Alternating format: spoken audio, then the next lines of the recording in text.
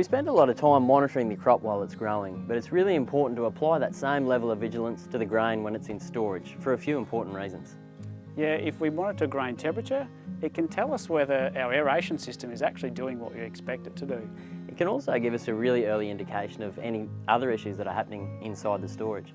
And for fumigation, our grain temperature will determine how long our exposure period is.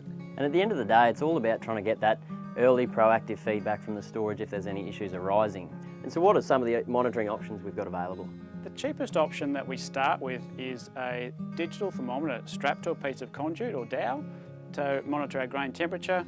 That can be put inside the silo beside our probe trap and of course tied off to make sure it doesn't end up out of the silo when we unload if we forget to take it out. The next option we have available is our stainless steel monitoring probes, or a thermocouple. Really handy because they often allow us to get further into the grain volume, and we then use a handheld reader.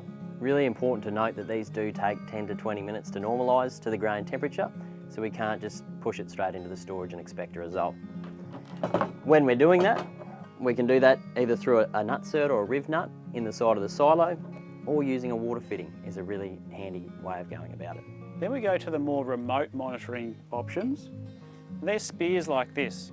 So we place these in our storage and they'll read temperature back to our phone or to a dashboard to save us having to climb up into the storage and get a temperature manually.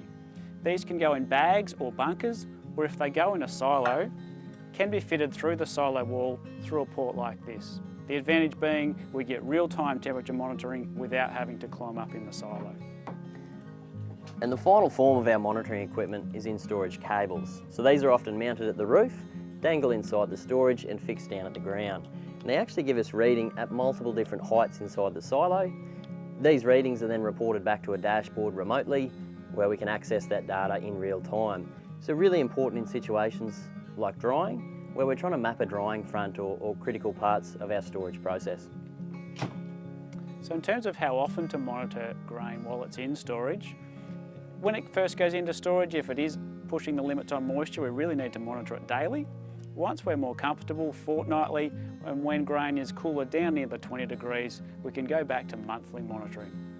It's also important to understand that phosphine is quite corrosive on copper, so we need to be aware that any storage monitoring equipment that we're using, we need to ensure that the manufacturer can confirm that it's phosphine resistant, or we're able to remove it from the storage during a fumigation.